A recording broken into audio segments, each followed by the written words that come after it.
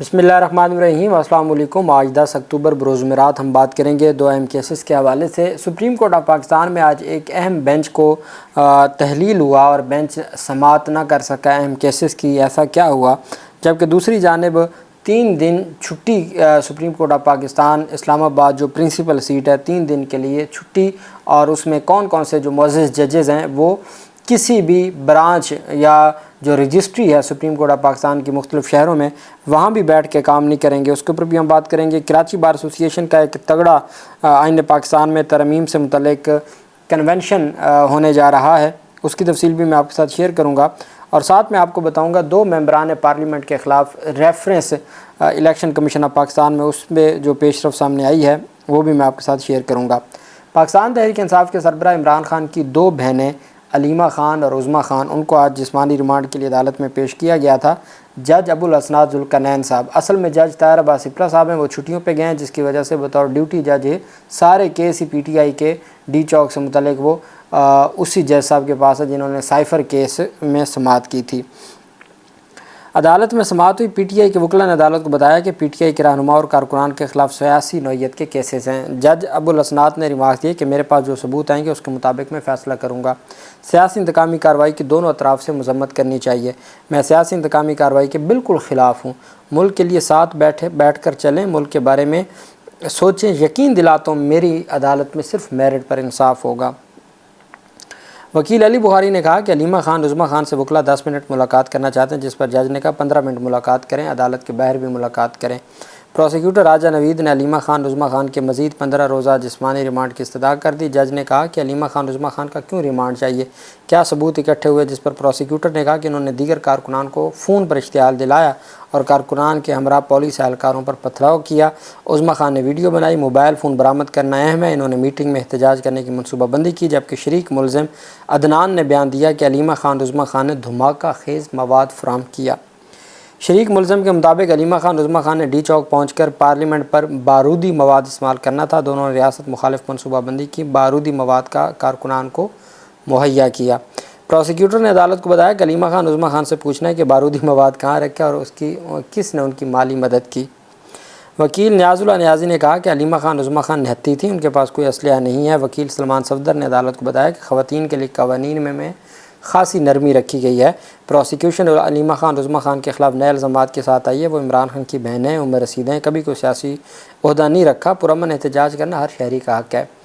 وکیل سلمان صفدر نے دفعہ 109 کے مقدمہ میں عمران خان اور اس کی جو تفصیلات ہیں کیس کی وہ بتائیں۔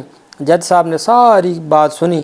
جج صاحب کی جانب سے یہ بھی کہا گیا کہ کیا ہے، علیمہ خان نے عدالت کو بتایا کہ مجھ سے موبائل مانگ رہے ہیں اور پاسورڈ کھولنا ہے، میں پاسورڈ نہیں کھول کے دے رہی، فون پولیس کے پاس ہے، جس پر جج نے کہا فون کا پاسورڈ ہی کھولنا ہے نا تو کھولیں اور جان چھڑائیں۔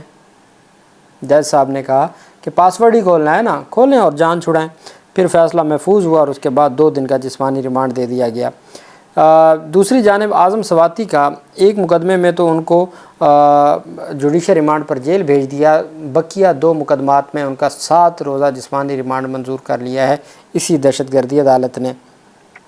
جج ابو الاسناد ذوالقرنین نے اعظم سواتی کے جسمانی ریمانڈ پر سماعت کی۔ پہلا ایک کیس میں جسمانی ریمانڈ ہے، پھر وہ جوڈیشل ہوتا ہے، پھر دوسرے میں جسمانی ریمانڈ لیا جاتا ہے، اور عدالتیں یہ نہیں پوچھتیں کہ جب آپ نے تفتیش کرنی اور آپ کی کسٹڈی میں ہے تو پھر آپ اکٹھا ہی ان سے کوئی سوال جواب کر لیں، لیکن وہ ان کا ہوتا ہے جی کہ وہ ایک تھانے میں ہے، پھر دوسرے تھانے نے لینی ہے، پھر تیسرے تھانے نے لینی ہے، اور اسی طرح یہ ایک سلسلہ ہے جو جاری ہے، اور 7 روزہ جسمانی ریمانڈ پر پولیس کے حوالے کر دیا۔ 17 اکتوبر کو دوبارہ پیش کرنے کا حکم دیا ہے۔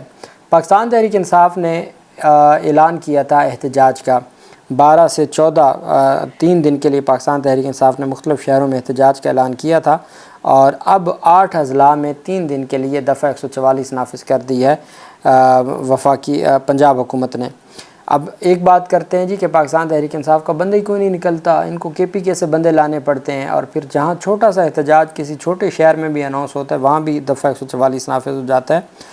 محکمہ داخلہ پنجاب کے جاری کردہ نوٹیفیکیشن کے مطابق ملتان، ساہیوال، سرگودا، گوجرانوالا، وہاڑی، پاک پتن، اکاڑا اور وزیر آباد میں دفعہ 144 نافذ کی گئی ہے۔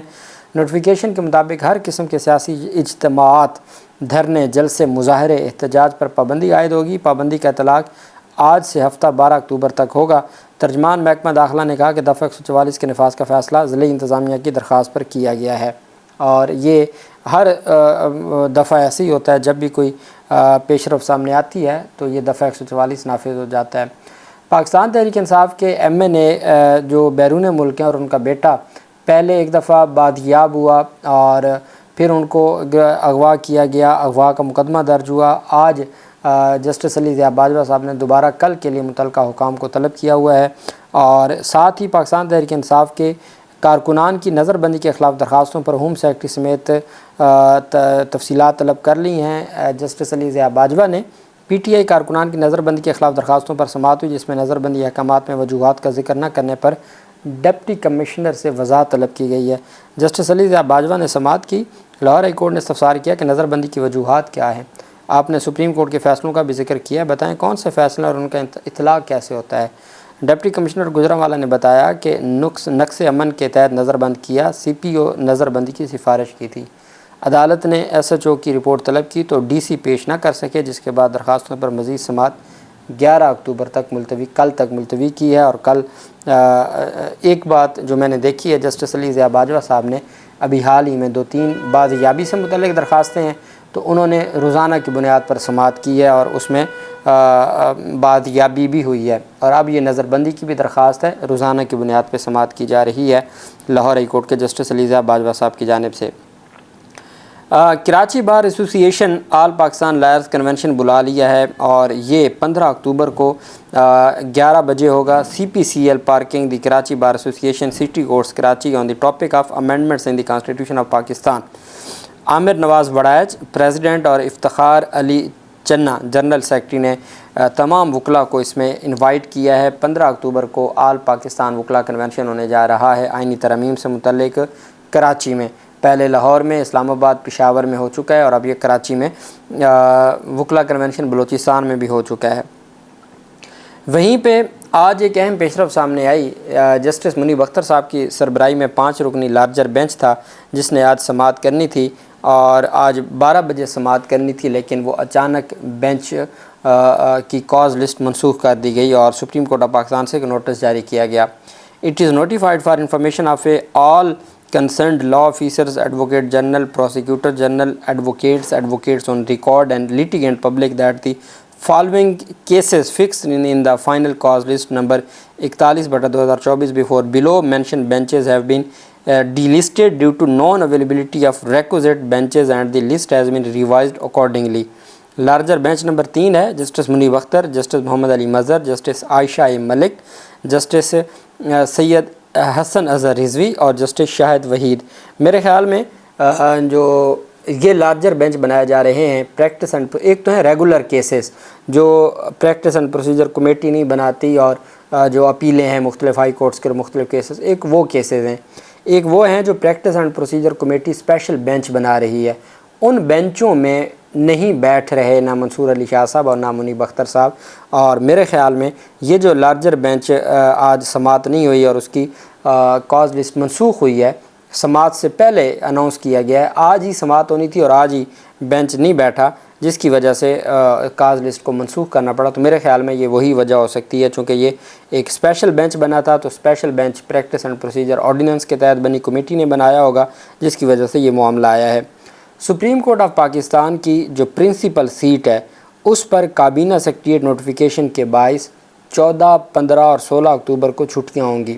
سپریم کورٹ پرنسپل سیٹ اسلام آباد میں 3 چھٹیاں، ایک تو یہ آپ سمجھیں کہ پورا ویکینڈ آ گیا نا، سیٹرڈے چھٹی، سنڈے چھٹی، منڈے، ٹیوزڈے اور ویڈنسڈے، یہ 5 دن چھٹیاں آ گئی ہیں ہمارے ملک میں بنیادی انسانی حقوق کی جو سب سے بڑی آئینی عدالت ہے اس کی جانب سے۔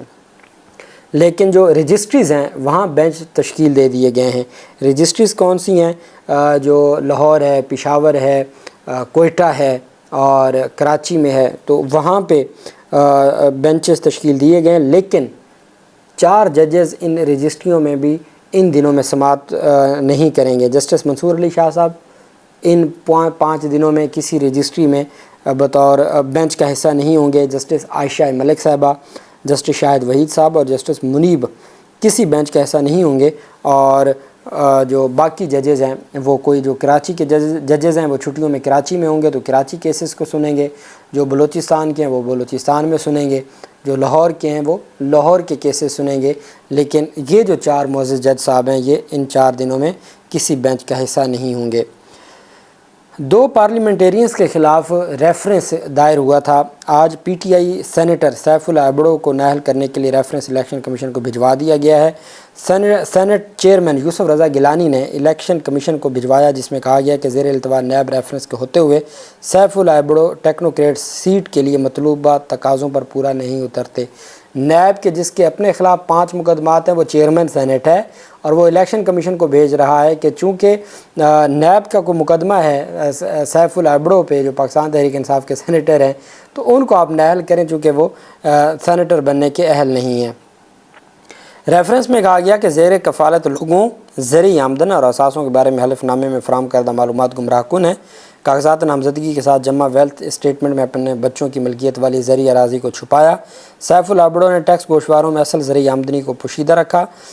کاغذات نامزدگی داخل کرنے سے پہلے غیر واضح رسیدیں جمع کروائیں۔ یہ الزامات ثابت ہو جائیں تو آرٹیکل 63 اور الیکشن ایکٹ 2017 کے تحت نااہلی کے مترادف ہو سکتے ہیں۔ سیف اللہ ایبڑو کے سینٹ کی رکنیت کے لیے نااہل ہونے کے حوالے سے ایک سوال پیدا ہوا ہے۔ چیئرمین سینٹ نے کہا کہ آرٹیکل 63(2) کے تحت میں یہ سوال آرٹیکل 63 کی شق 3 کے تحت الیکشن کمیشن کو دیتا ہوں اور الیکشن کمیشن فیصلہ کرے کہ کیا وہ نااہل ہوتے ہیں یا نہیں۔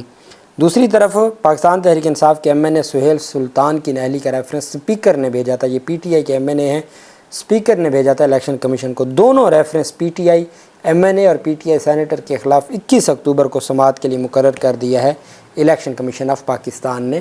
اب دیکھنا یہ ہے کہ یہ سارے معاملات کس طرف جاتے ہیں۔ خبریں یہ بھی ہیں کہ 24 اکتوبر کو سپریم کورٹ بار ایسوسی ایشن نے جو قاضی فیاض عیسیٰ صاحب کے اعزاز میں جو ان کو تقریب جو ان کی الوداعی تقریب ہے اس کا انعقاد کیا جا رہا ہے سپریم کورٹ بار ایسوسی ایشن میں۔ یہ بھی خبریں سامنے آئی ہیں۔ اللہ پاک پاکستان کا حامی و ناصر ہو۔ بہت شکریہ۔ اللہ حافظ۔ پاکستان زندہ باد۔